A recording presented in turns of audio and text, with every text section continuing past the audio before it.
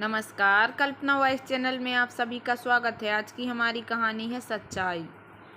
इतने महंगे कपड़े, सामान और खिलौने लेने की क्या ज़रूरत है माँ जी?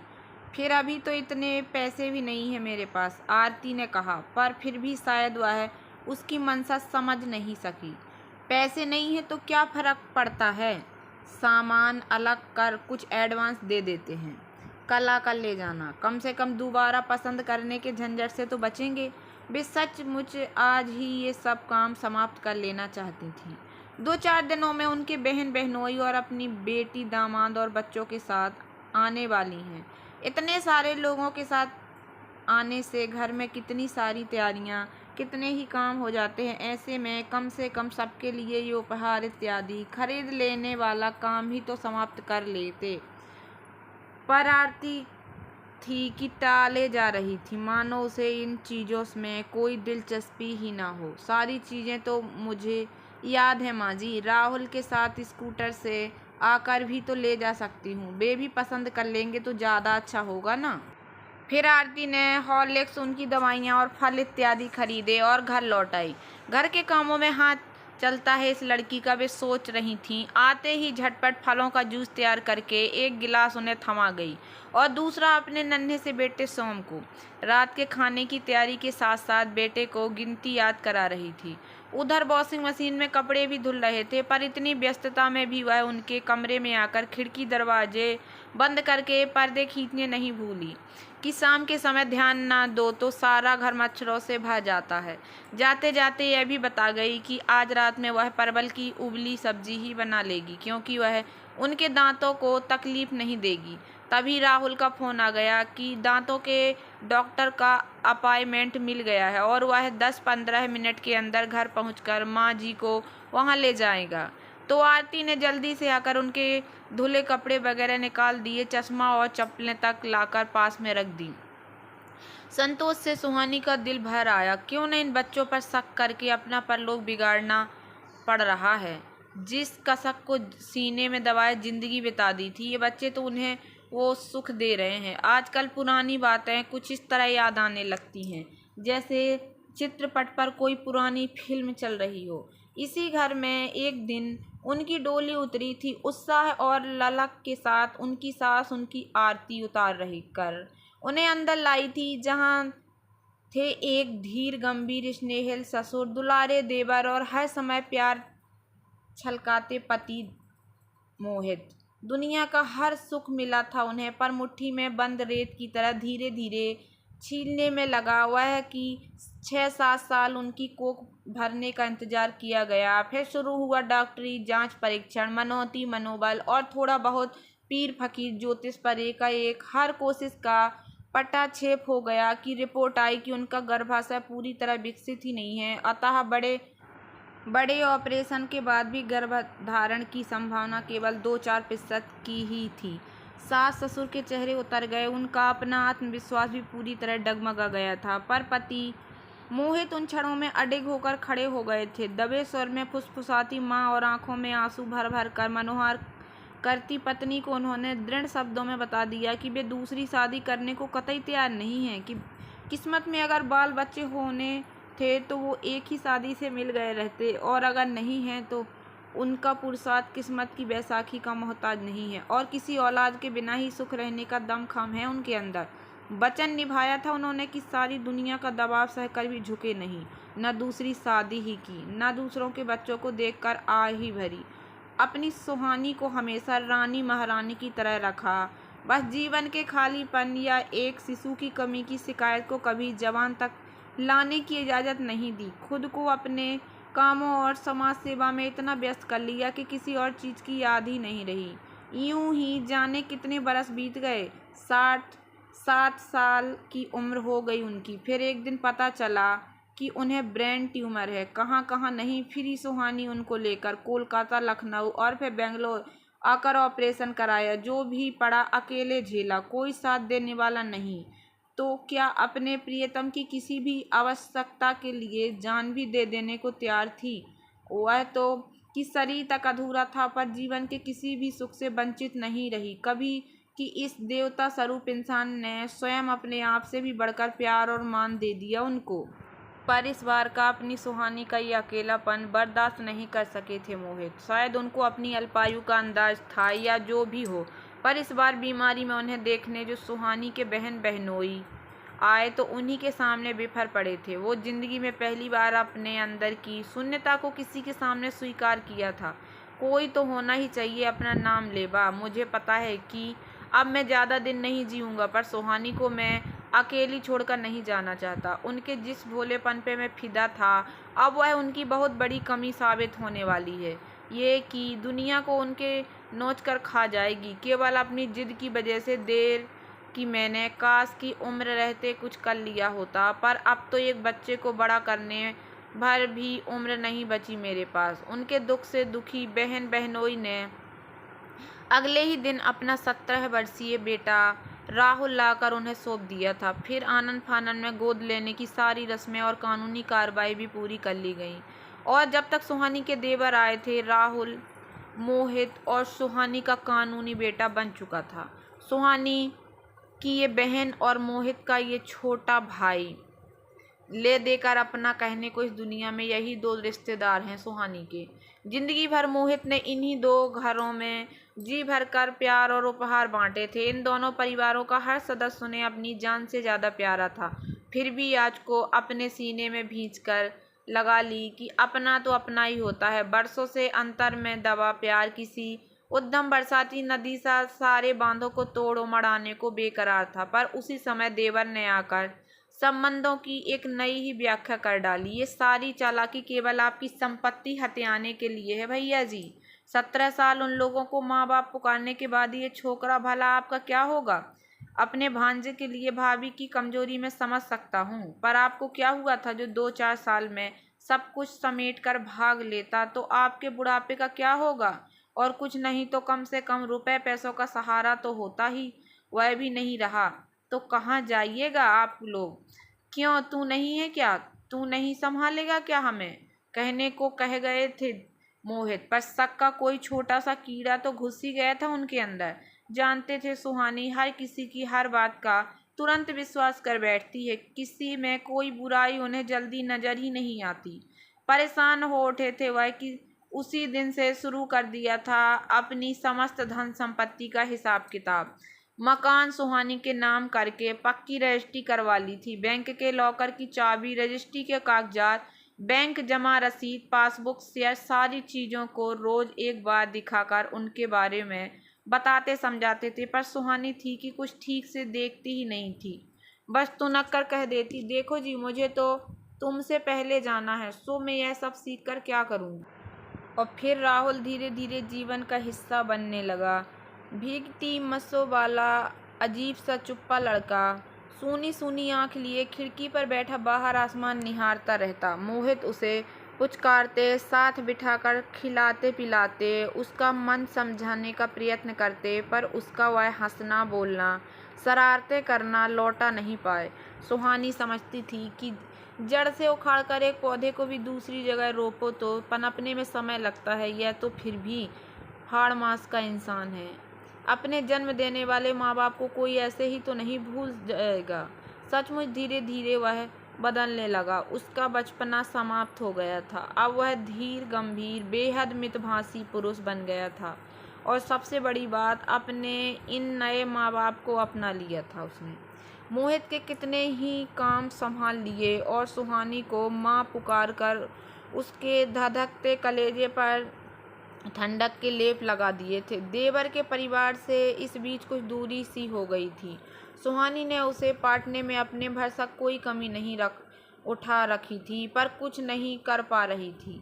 अलबत्ता बहन बहनोई का परिवार बेहद सगा हो गया था और अक्सर आने लगा था। वे सुहानी को देवर की नाराजगी का मतलब समझाते। तुम्हारी संपत्ति का वारिस आ गया है, इसी से नाराज होकर उन्होंने आंखें फेर ली हैं। पहले सोचा रहा होगा कि बूढ़े बुढ़िया का है ही कौन, दोनों की आंखें बंद करते ही सब कुछ अपने आप उन्हें ही मिल जाना था। अब जो राहुल बीच में आ गया तो अपने आप को ठगा सा महसूस कर रहे हैं वह। पर यह सब सुहानी को कभी समझ नहीं आया। कैसे मान लेती कि संबंधों का आधार केवल पैसा होता है। वह तो कुछ भी लेकर नहीं आई थी इस घर में, पर कौन सी कमी रही उन्हें? मोहित के भाई के लिए ऐसी बातें कैसे मान ले वह? इसके बाद 4-5 वर्ष और जीवित रहे मोहित। उनके अंतिम समय में राहुल ने बहुत सेवा की थी उनकी। अपना सगा बेटा होता तो क्या करता ये तो नहीं मालूम, पर सुहानी महसूस करती थी कि इससे बढ़कर कोई और क्या करेगा। अंतिम समय में संभालने के लिए बहन बहनोई भी आ गए थे, पर किसी के संभालने से क्या कभी वक्त की गति रुकी है। अपनी बिलखती सुहानी को छोड़कर मोहित निष्ठुरता के साथ चले गए। फिर 13 दिनों तक घर में लोगों का आना जाना कुछ इस तरह चलता रहा मानो शोक का कोई भी उत्सव होता हो। आने वाला हर कोई अपने अपने ढंग से सुहानी को सत्तावना दिलासा देता, पर लौटने के पहले उनके कामों में यह मंत्र फूंकना न भूलता कि वह अपनी धन संपत्ति अपने ही हाथ में रखे। भूल कर भी राहुल या किसी और के हाथ में न सौंप दे, वरना भविष्य में भीख मांगने की नौबत आ जाएगी। पर हाय रे सुहानी, हर बार की तरह इस बार भी कोई बात उनकी समझ में नहीं आई। देख नहीं रही थी क्या कि इन सब कर्म कांडों में कितना खर्च हो रहा है, और ये भी पता था कि इस समय ये सारा खर्च राहुल की तनख्वाह में से ही हो रहा है।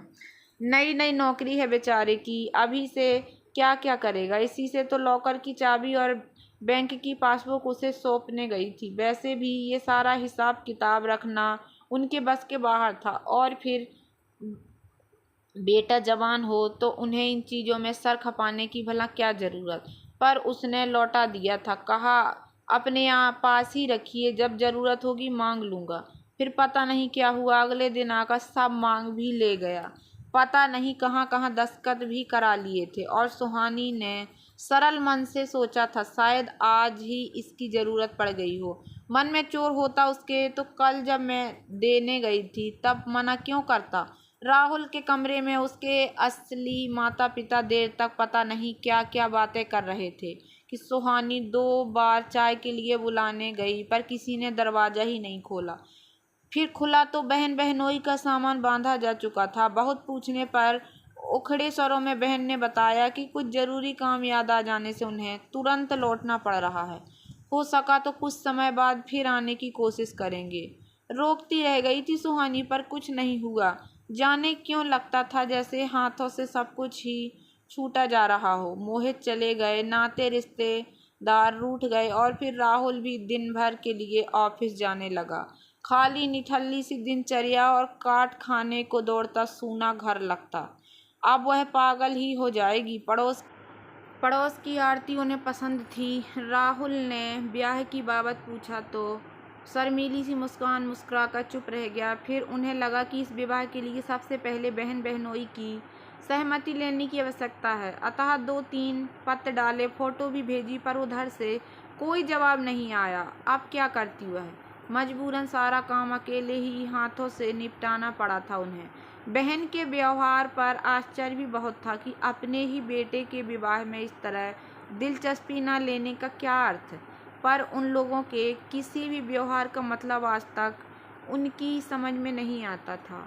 फिर एकाएक शादी का कार्ड मिलते ही हड़बड़ा कर आ गए थे लोग, और बहन उलाहना देने लगी, राहुल को हमसे एकदम ही पराया कर दिया तूने तो। सब कुछ भूल ही जाऊं, पर यह कैसे भूल सकती हूँ कि 9 महीने कोख में रखा है उसे मैंने। भला यह सब भी कोई बात है। सुहानी ने राहुल को बुलाकर सामने खड़ा कर दिया। पूछ इससे, सारी चिट्ठियाँ इसने अपने हाथों से पोस्ट की हैं। मैं तो खुद हैरान हूँ कि तू आई क्यों नहीं। जाने क्या था राहुल की आंखों में कि बहन की अचानक बोलती ही बंद हो गई। सिटपिटा कर चुप रह गई। देवर तो शादी में भी नहीं आए, बहन बहनोई भी केवल 2 दिनों में ही लौट गए। पर सुहानी का घर अब भर गया था। पहले पायल रुंझुनाती आरती आई, और फिर दुनिया की समस्त खुशियाँ लेकर यह सोम मानो जाने कब के रूठे बाल गोविंद उनके आंगन में आ बाल लीलाएं करने लगे हों। उनका रोना खिलखिलाना ठुमक कर चलना जाने कब से सूनी पड़ी हृदय की बगिया ललहा उठी। इसके अलावा राहुल और आरती हर समय उनके इर्द गिर्द फिरते, उसकी हर इच्छा का सम्मान करते। सुखों के अधिक से झोली भरी थी, पर आंखें हमेशा भर आती। यह सब देखने को मोहित क्यों नहीं रुके। सोम के साथ खेलने का सुख उनकी किस्मत में क्यों नहीं रहा? फिर मोहित क्या गए? जीवन भर के दुलारे भाई बहन ने भी मोह मोड़ लिया। आखिर कौन सी खता हो गई उनसे कि भाई की मृत्यु होते ही देवन ने उनसे कोई संबंध ही नहीं रखना चाहा। बहन बहनोई ही सोम के जन्म पर एक दिन के लिए आए थे बस। वे दोनों लंबी लंबी चिट्ठियां लिखती, अनजाने अपराधों की माफ़ी भी मांगती, पर किसी को उनका ख्याल क्यों नहीं आता था। फिर एक दिन देवर देवरानी ही आ गए थे। खुशी के आंसू आ गए थे सुहानी की आंखों में। वह क्या जानती नहीं अपने देवर को यह सब किसी संपत्ति वंपत्ति का चक्कर नहीं था। शायद उनसे राय लिए बिना राहुल को जल्दबाजी में अपना लिया। उससे नाराज हो गए थे वो, पर नाराज तो अपनी भाभी की सुरक्षा को लेकर ही थे ना। इससे तो भाई की मृत्यु के समय दबी आवाज में उन्हें अपने साथ ले जाने का प्रस्ताव भी रखा था उन्होंने। अब जो देखेंगे कि कितना सम्मान देता है राहुल उनको, तो कितने खुश होंगे। सचमुच उनकी संतुष्टि के लिए उनका एक बार यहाँ आना बहुत जरूरी था। पर यह क्या, उन लोगों के आते ही घर मानो दो खेमों में बट गया। देवरानी ने सुहानी की ससुरा का सारा जिम्मा अपने कंधों पर लिया और आरती के कामों में अनगिनत दोष निकालने शुरू कर दिए, तो आरती अपने आप में ही सिमट सी गई। परिणाम स्वरूप तेज स्वभाव और तेज आवाज से देवरानी ने 2 ही दिनों में घर का पूरा शासन संभाल लिया। अजीब मना स्थिति में आ पड़ी थी सुहानी। देवर देवरानी का प्यार मन को भिगो जाता, पर जब वही लोग आरती और राहुल को कुछ कटु बोलते तो तकलीफ भी बहुत मिलती। जिस सोम को वो दिन भर छाती से लगाए घूमती थी, उसके गालों पर देवरानी का झापड़ भला कैसे बर्दाश्त होता। ये उसकी देवरानी शुरू से ही थोड़े उतावले स्वभाव की है। कितनी ही बार जब अपने बच्चों को पीट देती थी तो सुहानी ही उन्हें सीने से लगाकर चुप कराती थी। यूं जहां बर्तन होते हैं कभी कभार खटक ही जाते हैं, सो मन में थोड़ी बहुत नाराजगी भले ही हो अपना समझती है सोम को। तभी तो गलत जिद के लिए सजा दी। कभी सुना है कोई किसी पराये को सुधारने की कोशिश कर रहा हो? फिर देवर को अपने बेटे के व्यापार के लिए 17,000 रुपये की जरूरत पड़ गई थी। 4-6 महीने में ही जब वह लौटा देंगे तो उनको ये पैसे दे देने में सुहानी को भला क्या परेशानी हो सकती थी। उन्होंने राहुल से कहा कि बैंक से पैसे लाकर अपने चाचा जी को दे दे। देवर मानो आसमान से गिरे थे जब उन्हें पता चला कि रुपए पैसों का सारा भार वे राहुल को सौंप चुकी हैं। पति पत्नी के चेहरे उतर गए थे और वह थी कि राहुल की विश्वसनीयता इसी समय साबित कर देना चाहती थी। वह रुपए लाने की बात को कल परसों पर टाल रहा था और वह आज और अभी मांग रही थी। क्या हो गया इस लड़के को? कहीं सचमुच जो देवर कह रहे हैं वही तो सच नहीं? पर ऐसा संभव नहीं। आज तक उसने किसी खर्च की तरफ उंगली नहीं उठाई। राहुल ने जिंदगी भर बागवानी का इतना शौक रहा है उन्हें कि जब वो नया पौधा दिखा किसी भी कीमत पर खरीद लाई। आज भी वैसे ही ला रही हैं। मोहित की शुरू की हुई विकलांगों को और अनाथ बच्चों की संस्थाओं को अभी भी उसी तरह नियमित मदद जा रही है। पिछले दिनों मेहरी की बेटी की शादी भी पूरे धूमधाम से कराई थी उन्होंने। कभी भी तो पैसा उनके किसी काम किसी चाह के आड़े नहीं आया था। वाकई गाज ही गिर पड़ी थी उनके सिर पर जब राहुल ने पासबुक और पता नहीं कौन कौन से कागज दिखा दिए कि बैंक में एक पैसा भी नहीं बचा। देवर गाली गलौज और मारपीट पर उतारू हो गए थे कि उतने रुपए कहाँ गए, तो राहुल ने ठंडी आवाज में बताया गृहस्थी पर खर्च हो गए। कितने सारे रुपए थे? Fixed deposit, share, mutual fund, सरकारी योजनाएं, वे तो ठीक से जानती तक नहीं। तो क्या सचमुच सब राहुल के हाथ में सौंप देना गलत हो गया? ये सेवा प्यार दुलार सब केवल उनके रुपए पैसे छीनने का उपक्रम मात्र थे। अब अपनी जिंदगी के आखिरी दिन उन्हें दूसरों के घर के बर्तन मांजकर गुजारने पड़ेंगे। अफसोस होने लगा कि जब एक दिन मोहित उन्हें सब कुछ बताना सिखाना चाहते थे तो उन्होंने सीखा क्यों नहीं? दुनिया भर के लोगों की सीखें एक कान से सुनकर दूसरे कान से बाहर क्यों निकाल देती रहीं? गुस्से में भरे देवर देवरानी अपना सामान समेट कर लौटे जा रहे थे, पर उन्हें होश ही नहीं था। वे तो अपने मकान की रजिस्ट्री के उन कागजों को छिपा कर रखने में व्यस्त थीं जो संयोग से अभी तक उन्हीं के हाथों में बचे। बचे रह गए थे। मकान बचा रहा तो कम से कम सड़क पर सोने की नौबत तो नहीं आएगी। उन्होंने राहुल और आरती से बात करनी छोड़ दी थी। सोम पास आता तो उमड़ती भावनाओं को दबाकर मुंह फेर लेती। स्वयं ही अपने लिए रोटी बनाने लगी थी वह, और उस समय में बहते आरती के आंसू उन्हें घड़ियाली लगते। आश्चर्य भी था मन में कि राहुल को किसी तरह का व्यसन नहीं, कोई गंदी आदत नहीं, फिर उतने पैसे किस चीज़ में खर्च किए होंगे। आरती ने भी ज़्यादा जेवर कपड़ों की चाह नहीं दिखाई पड़ती, पर क्या पता कहीं मकान जायदाद खरीद ली हो। सीने और बाहों का दर्द इधर काफ़ी बड़ा हुआ था। जरा सी थकान होने पर फूलती सांसों को नियमित करना असंभव होने लगता था, और उस दिन तो सुबह से सर भी चकरा रहा था, पर क्रोध के कारण किसी को बताया ही नहीं। चक्कर खाकर जो गिरी तो अस्पताल में ही होश आया। आंखें खुलने पर सामने बहदबाज से राहुल और आरती को देखकर दुखी मन से संतोष सा मिला कि चलो कुछ भी हो, पर अभी तक वह अकेली नहीं हुई। काफ़ी दिनों तक अस्पताल में रहना पड़ा। दर्द, तकलीफ, जांचों और डॉक्टरों का एक लंबा सिलसिला चला, और फिर पूरा परिवार उन्हें लेकर बेंगलोर चला आया। यहाँ भी वही अस्पताल, दवाइयाँ, डॉक्टर, नर्सें, पर किसी ने उन्हें ठीक से बताया ही नहीं कि उन्हें हुआ क्या है। पता तो तब चला जब उनके दिल का ऑपरेशन सफल हो गया और वह भली चंगी हो गई। लाखों रुपए खर्च कर दिए थे राहुल ने उनके इलाज पर, और वह आश्चर्य से भरी पूछ भी न सकी थी कि जब बीमारी पर खर्च करने को इतने पैसे थे तो उस दिन थोड़ी सी रकम के लिए देवर को नाराज कर सारी बिरादरी में नाक क्यों कटवा ली थी। देवर की चिट्ठियां लगातार आने लगी थीं कि इतनी धोखाधड़ी के बाद राहुल को घर से निकाल देना ही उचित है, और अपने मकान के कागज पर वह संभाल कर रखें, और भूलकर भी अपनी बहन के परिवार के हाथ न लगने दें। एक पत्र में मकान को सुरक्षित करने के लिए उसे अपने बेटे के नाम वसीयत कर देने की सलाह भी दी थी उन्होंने, पर सुहानी इस बार अपने मन में चुभी एक फांस को नहीं निकाल पा रही थी कि इतनी बीमार रही वह। देवर देवरानी न मिलने आए, ना ही हाल पूछा। कहीं सचमुच सारी रिश्तेदारी लालच तले तो नहीं दब गई है। फिर राहुल ने उनके पैसे भले दबा लिए हों, पर सेवा तो कर रहा है ना। इसके अलावा अब अपना ये मकान अपने हाथों में बचा आखिरी तुरुप का पत्ता लगने लगा था।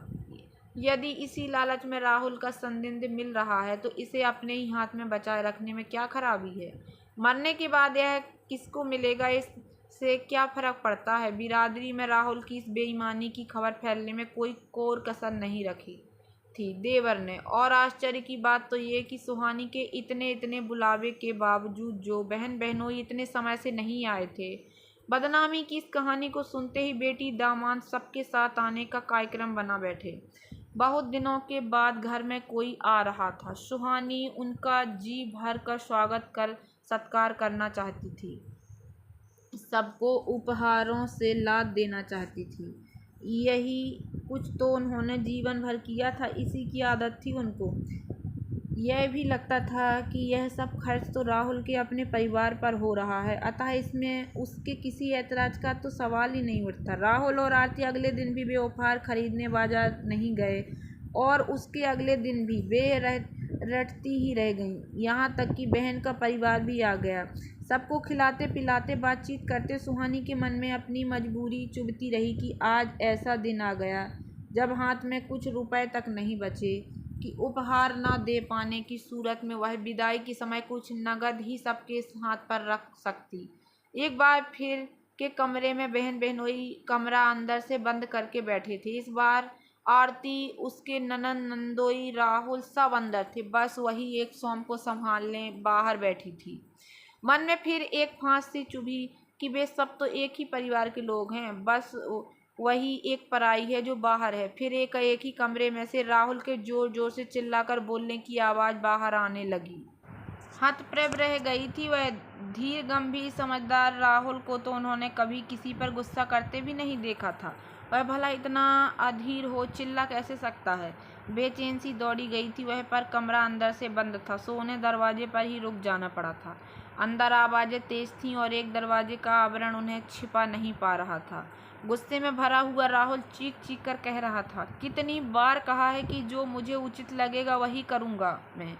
फिर क्यों चले आते हैं आप लोग बार बार, क्यों? सारी मलाई अकेले हड़प कर जाना चाहता है। क्या तेरे भाई बहन माँ बाप का उस पर कोई हक नहीं? यह सुहानी की बहन की आवाज़ थी।